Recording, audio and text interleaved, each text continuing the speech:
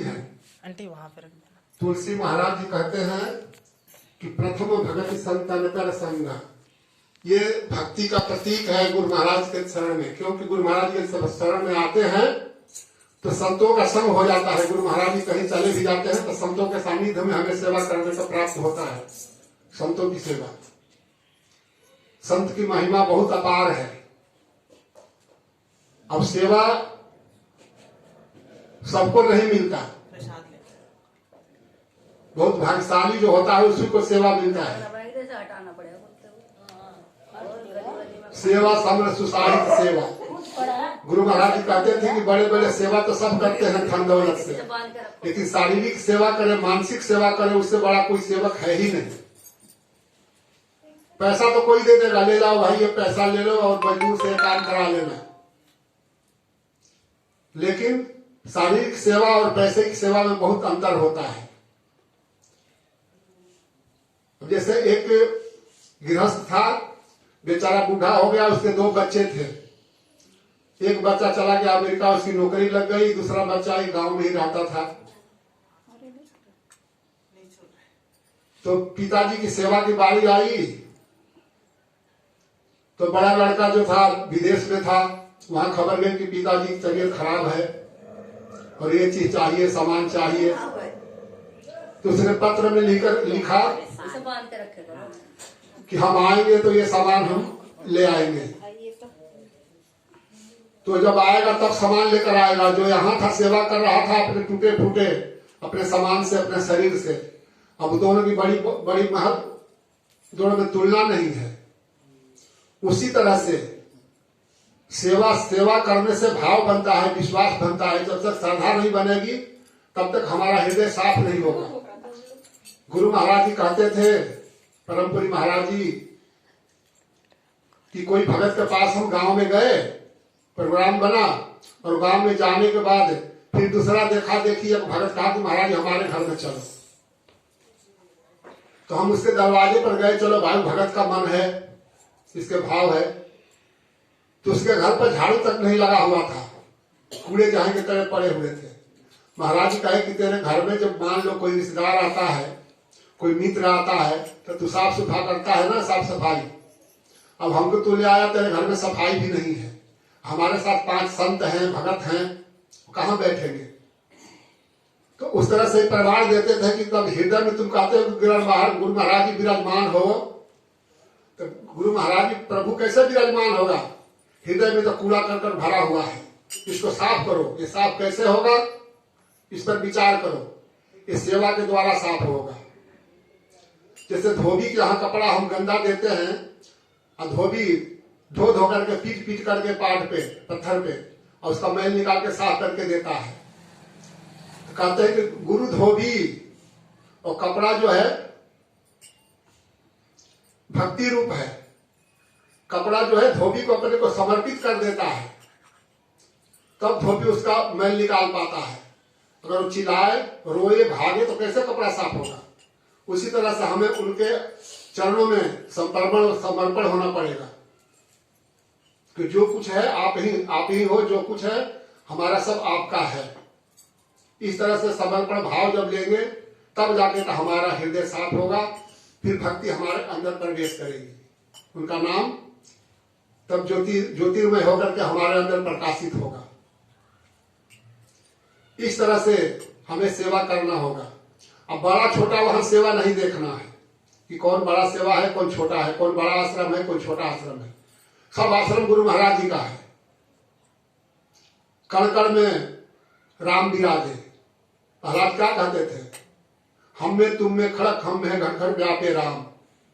जब प्रहलाद को उसके पिता ने मारने, हिरण्यकशिपु ने मारने के लिए चला, कितने जगह यातना दिया, उसको मारने के प्रयास किया, लेकिन प्रहलाद को नहीं मारा।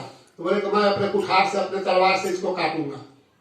अपने दरबार में बुलाया, बोला कि अब बता तेरा भगवान बोला कहाँ है, अब कैसे बचाएगा? अब तलवार लेकर के हाथ में उसके गर्दन पर चला रहा है, क्या बता तेरा भगवान कहाँ है, बोल विष्णु को आके बचाए। तो ये सब जगह है, सब जगह कहाँ है? हम में भी है, आप में भी है।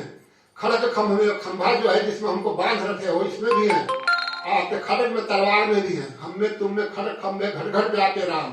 वो तो घट घट के वासी है, वो तो सब जगह है। अटल विश्वास था प्रहलाद को, तब तो कहे कि हम में तुम में खड़ग खम में। हमें वैसे विश्वास जमाना पड़ेगा कि भगवान सब जगह है।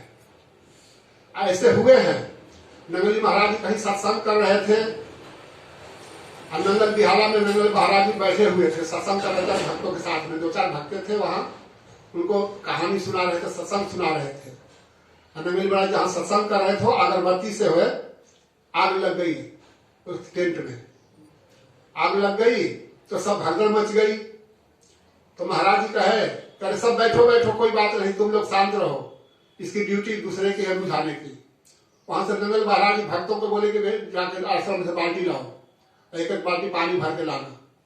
पानी गर्मी के दिनों में जो है वहां घड़ा भर कर रखते थे महाराज जी कि पानी आते थे, भगत अतिथि आते थे तो पानी पीने के लिए।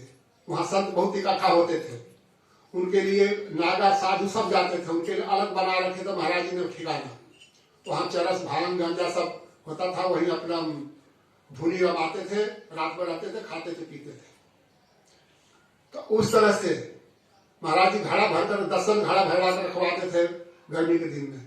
तो सब भक्त बोले कि घड़ा लो और इधर इस साइड में, दक्षिण साइड में फेंक आओ खेत में। तो सब भक्त बोले कि भाई क्या चक्कर है, महाराज जी बिना मतलब के पानी फेंकवा रहे हैं, बताओ ठंडा पानी तो पीने का है। एक भगत ने कहा, जो मुंह लगा भगत था, बोले कि महाराज जी ऐसा क्यों, क्या हुआ कि आप सारे पानी फेंकवा रहे हो खेतों में? लेकिन तुम नहीं समझ पाओगे, हमारे गुरु महाराज की आज्ञा है। जहां गुरु महाराज सत्संग कर रहे हैं वहां आग लग गई है टेंट में, इसलिए मैं बुझवा रहा। जैसे जैसे हमसे पानी फेंका गया नंगल से, वैसे वैसे आग बुझ गई। तो विश्वास है ना, विश्वास जब होता है तब ये बात बनती है। तो विश्वास के लिए हमें सेवा जरूरी है, सेवा नहीं करेंगे तो विश्वास नहीं होगा, हमारे अंदर प्रवेश नहीं होगा। जैसे टिटहरी थी, समुद्र के किनारे अंडा दे रखी थी, थोड़े दिन चलने चुगने के लिए गई बाहर, और समुद्र का तूफान आया और समुद्र ने अंडे सहित अंदर कर दिया उसका घोंसला। टिटहरी आई, उसने देखी ये तो समुद्र ने हमारे अंडे निगल लिया, फिर क्या करे? उसने कहा समुद्र में सुखवा दूंगी, हमारे अंडे कैसे ले लिया, हमारे बच्चे कैसे ले लिया, हमारे औलाद इसने खत्म कर दिया, अपने अंदर अपने आगोश में ले लिया। फिर टिटहरी ने धीरे दोनों मिल, 2 टिटहरी थी, दोनों मिलकर के चोंच में पानी लिए और जाकर दूसरे जगह फेंका। लेकिन इसको सुखवा देंगे, हम समुद्र को रहने नहीं देंगे, सूखा कर देंगे, अपना अंडा लेकर मानेंगे। इस तरह देखते देखते 2-4 चिड़िया और आई, क्या बात है बहन, क्या बात है, तो ऐसी बात है। 2-4 चिड़िया और साथ में लग गई, फिर चिड़िया के भरमार लग गई, सारे चिड़िया जुट के चोंच में पानी ले और समुद्र से दूसरी जगह सूखे जगहों में फेंका है। ऐसे लगे रहे, कितने दिन तक चलता रहा। फिर थोड़े दिन के बाद उसी रास्ते से विष्णु भगवान जा रहे थे कहीं, गरुड़ पर चढ़ के। गरुड़ ने देखा कि यहाँ चिड़िया की भरमार कैसे लगी है। विष्णु भगवान से बोले कि महाराज थोड़ा उतरोगे, मैं प्रार्थना करता हूँ, थोड़ा सा मेरे को समय दे दो, आधे घंटे का। लेकिन क्या बात है, देखो हमारे जाति के सब की तरह क्या हुआ है, कोई आफत आई, पर दुख आई है, कष्ट आई है, इतना भीड़ चाचा वहां चांचा मच रही है, हल्ला मच शोर मच रही है। फिर विष्णु भगवान ने बोला कि जाओ भाई, ठीक है, कोई बात नहीं, तुम्हारा तो काम जरूरी है, तो हम सबको सब जगह ले जाते हो, तो तुम्हारा भी जरूरत है, तुम्हारा भी पूरी होनी चाहिए, जाओ। फिर गरुड़ जी आए, तो गरुड़ जी भी लग गए। गरुड़ जी सुनकर कह रहे इसकी इतनी हिम्मत समुद्र का, तो हमारे जाति बिरादरी का अंडा इसने निकल लिया। तो गरुड़ जी लगे, देर हो गई, विष्णु भगवान पहुंचे कि क्या हुआ गरुड़ जी, क्यों इतना देर क्यों लगाई? बोले कि महाराज अब कैसे चलूं, अब देखो ना ऐसी इसी बात है। फिर विष्णु भगवान बोले ओहो। तब विष्णु भगवान ने समुद्र से कहा कि भाई ये चिड़िया का अंडा दे दो जो लिया है। फिर समुद्र प्रकट हुआ और अंडा निकाल के दे दिया। तो कहने का मतलब यह है कि श्रद्धा विश्वास सबसे बड़ी चीज है। श्रद्धा विश्वास तब होता है जब हम लगते हैं कि हमें ये काम करना है। अगर मान लो छोटी सी बात कि प्रहलादपुर आश्रम है, छोटा आश्रम है, लेकिन वही गुरु महाराज जी यहाँ भी व्याप्त है, बैठे हैं, और यहाँ जो है अगर हम चाहे आप 2-4 मिल करके हम ये नाम मंगलवार का कीर्तन करें तो 2-4 आदमी कैसे जुटेंगे, कैसे ये रास्ता चलता रहेगा, नहीं चलता रहेगा। तो इस तरह से हमें जो है श्रद्धा के विश्वास के साथ इस काम को जारी रखना है और इस काम को करना है। काम तो सब जगह करना है। जिस आश्रम में आप जाते हैं वहां ईंट पत्थर है, वहां भी रोटी खानी है, वहां भी कपड़ा पहनना है। ये नहीं कि वहां कपड़ा नहीं पहनना है, वहां काम नहीं करना है, वहां खाना नहीं बनाना है, सब कुछ करना है। लेकिन उसमें जो है मतभेद हो जाता है, रूपांतर हो जाता है काम का। वहां काम नहीं, वहां सेवा है। हम घर गृहस्थी में काम उसको कहते हैं और वहां सेवा समझ के करना है, क्योंकि सेवा जो होता है निष्कामित होता है, निष्काम उसको सेवा कहते हैं। सकाम होता है उसको काम कहते हैं। इस तरह से हमें सकाम सेवा करना है और सकाम में कोई गिनती नहीं होती। आपका जो है अब कहते हैं ना कि लेकिन सकाम बनेगा कैसे, सर्व धर्मान परित्यज्य माम एकम शरणं व्रज अत्वा सर्व पापेभ्यो मोक्ष्यामि ईशान महासुचा। कृष्ण जी अर्जुन से कहते हैं कि देख अर्जुन, सब धर्मों को छोड़कर एक धर्म को अपना ले, एक रास्ता को अपना ले, तो वही जो है जीव पार कर सकता है, विश्वास कर सकता है, श्रद्धा उसी को हो सकती है। अब नहीं थोड़ा ये धर्म को भी मान ले, थोड़ा वो धर्म को मान ले, थोड़ा ये रास्ते चांदनी चौक जाना है, थोड़ा ये रास्ता चल ले, थोड़ा बस से चल ले, थोड़ा रेल से चल ले, तो कैसे चांदनी चौक पहुंचेगा। एक रास्ता हमें अपनाना पड़ेगा। सब धर्मों को छोड़कर एक धर्म कहते हैं कि सब धर्मों को छोड़ो, एक धर्म को रखोगे तो पीछे का जितना पाप कर्म तुम्हारा किया हुआ है सब माफ करके मैं अपने शरण में ले लूंगा, मैं दर्शन दूंगा।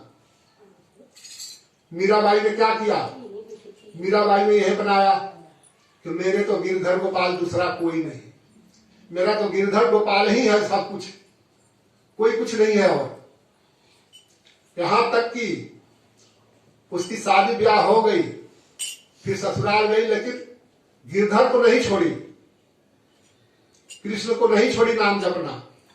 उसके घर वाले तंग होकर के घर से निकाल दिया।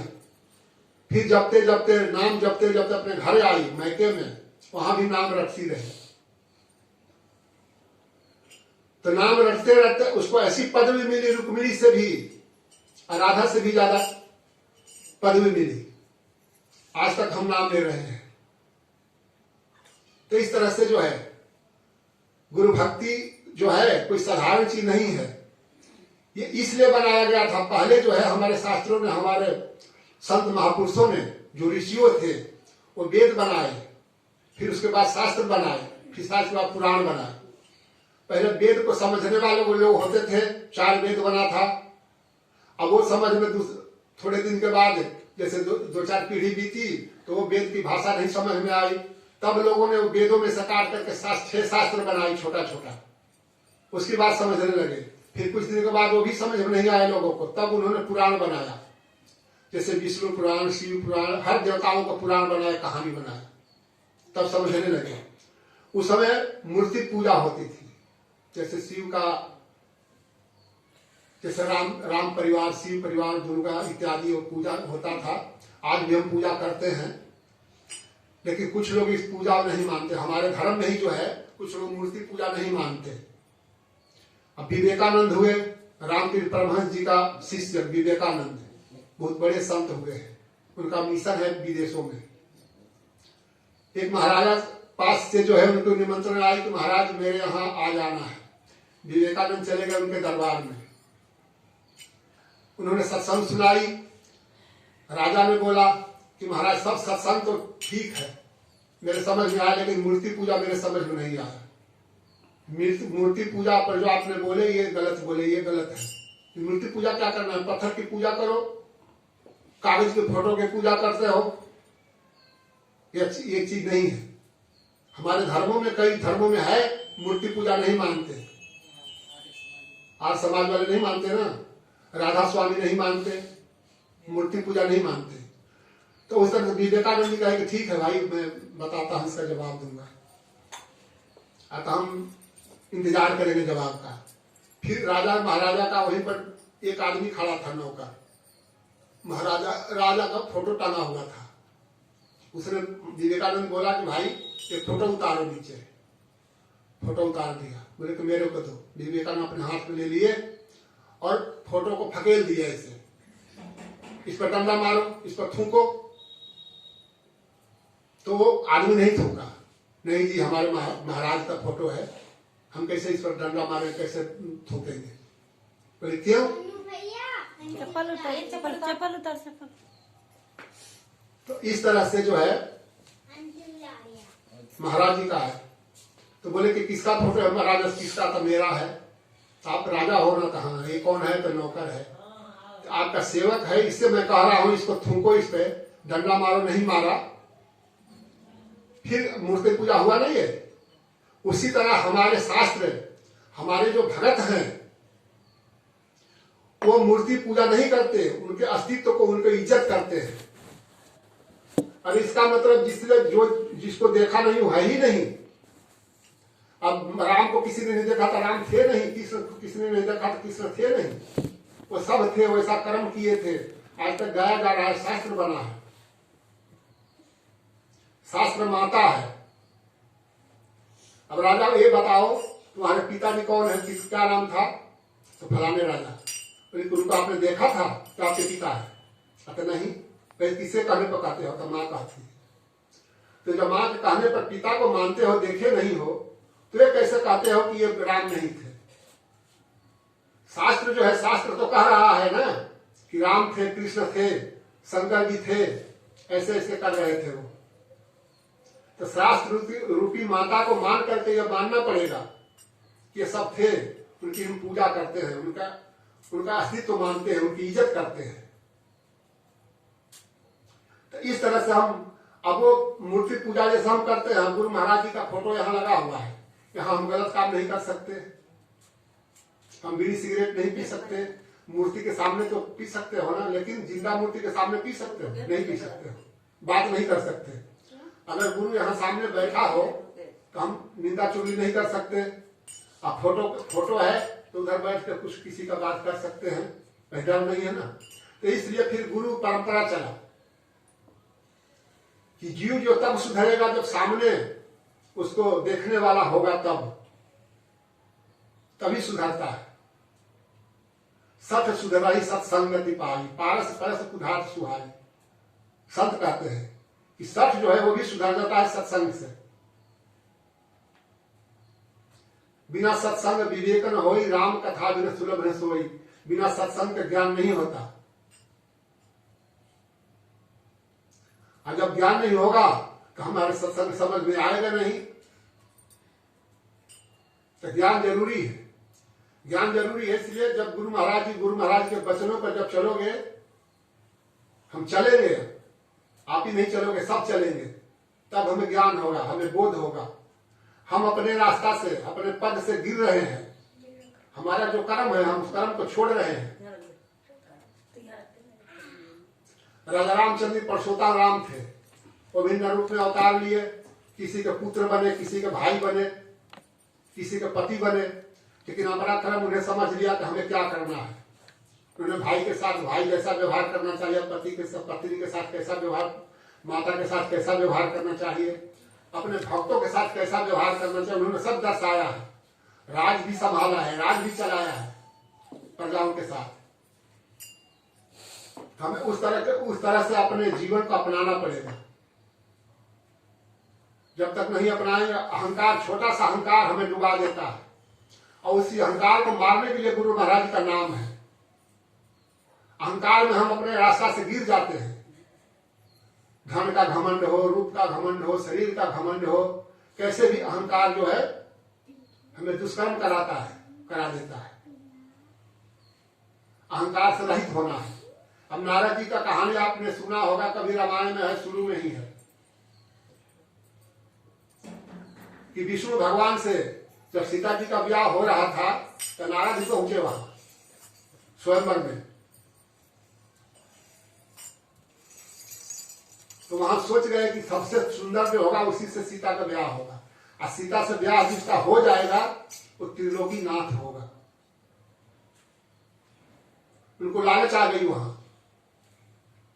और लालच के अलावा वो चले गए, बोले भाई किससे, मेरा रूप तो है नहीं ऐसा सुंदर, तो किसी ने उनको बता दिया, नारद जी ने बताया, किसी ने कहा, नारद जी ने कहा कि जाओ विष्णु का भगत होना, अब जरूरत है उनसे रूप मांग लो, उनसे सुंदर कोई नहीं है विष्णु से, वो रूप दे देंगे तुम्हारा काम हो जाएगा। फिर विष्णु का आराधना किए, विष्णु प्रकट हो गए। तो कहा नारद आपको क्या चाहिए नारद जी? अतः आपका रूप चाहिए थोड़ी देर के लिए, अपना स्वरूप मेरे को दे दो। तो क्या करना है? तो मेरे को शादी करना है, स्वयंवर में मैं जा रहा हूँ। भगवान बोले ठीक है भाई, जैसा तुम्हारा भलाई होगा वही काम हम करेंगे। भक्तों के भलाई के लिए तो हम हैं, हमको जो आराधना करता है, भक्ति करता है हमारा, उसको मैं बचाता हूँ। तो जैसे तुम्हारा भलाई होगा वही काम करेंगे, जाओ रूप दे देंगे। उनको सारा शरीर दे दिया सुंदर अपना। उन्होंने आंख से देखा तो गदगद हो गए, अब फूल गए, अहंकार हो गया, फिर कोई सूझे नहीं रहा। लेकिन विष्णु भगवान रूप दे दिया तो अब कोई नहीं काट सकता। अब सीता से शादी तो हो जाएगी, जयमाला मेरे गले में पड़ेगी। आरूप बंदर का दे दिया, मुंह जो है शकल बंदर का दे दिया। अब भागे भागे गए। अब उनको ये भी नहीं दिख रहा है कि थोड़ा हम सच संवार ले, थोड़ा शीशा के सामने देख लें कम से कम कितना सुंदर हूं। लेकिन वो तो भूल जाता है ना आदमी अहंकार में, हम क्या करने जा रहे हैं। कोई चीज जब मिल जाता है तो अहंकार हो जाता है, फिर अहंकार में अपने रास्ता को आदमी भूल जाता है, अपने अस्तित्व को खत्म कर देता है, वहीं पे तो विवेक खत्म हो जाता है। फिर दौड़े हुए गए, अब कुर्सी लगा करके, उनके चेले थे वो बार बार कुर्सी लगाए, सीता जी वहां से आगे निकल ले जयमाल लेकर के। फिर अब उनके चेले कह रहे हैं कि उनका नजर नहीं पड़ा होगा, किनारे से चल आगे चलो आगे। फिर जहां घूम रहे उससे आगे जाकर फिर आगे बढ़ जाए। फिर सीता जी वहां से मुड़ के उनके तरफ देखी भी नहीं, फिर आगे मुड़ रहे हैं, फिर आगे भागते रहे। मतलब 5 चक्कर काट दिए पूरे मंडप का। अंत में विष्णु भगवान वहां प्रकट हुए, जाके जयमाला विष्णु भगवान डाल दी। जब विष्णु भगवान को नारद जी देखे, बोले कि हो ये तो छल करने वाले हैं, छलिया है भाई। तो उन्होंने भक्ति तो करा था, नाम तो जपा था, भक्ति की शक्ति थी उनके अंदर। उन्होंने कमंडल से जल लिया और शराब दे दिया। हम जी जैसे हम औरत के वियोग में, नारी के वियोग में मेरे को दौड़ाया है, थोड़े दूर में दौड़ाया है मंडप में, ये शराब देता हूं कि तुम बन बन दौड़ोगे। ऐसा समय आएगा नारी वियोग में, रोओगे, तड़पोगे। तो विष्णु भगवान खड़े हो गए, बोले कि नारद इधर आओ। बोले कि महाराज अब क्या बुला रहे हो? मेरे को तो घुमा दिया, नचा दिया ना सभा में, तो तुमने भी तो शराब दे दिया, मैं भी तो नाचूंगा, मैं स्वीकार कर लिया तुम्हारा शराब। भाई कहे हो ना कि भगवान जो रक्षा, जैसे रक्षा हो वैसे भक्तों का रक्षा तुम्हें करना है। तो जैसे तुम्हारा रक्षा हित हो सके वैसे मैंने हित किया। ब्रह्मचारी हो, ब्रह्मचर्य के बल पर तुम जो चाहते हो तो उड़ जाते हो, जहां मर्जी वहां चले जाते हो। तो ऐसा नहीं करता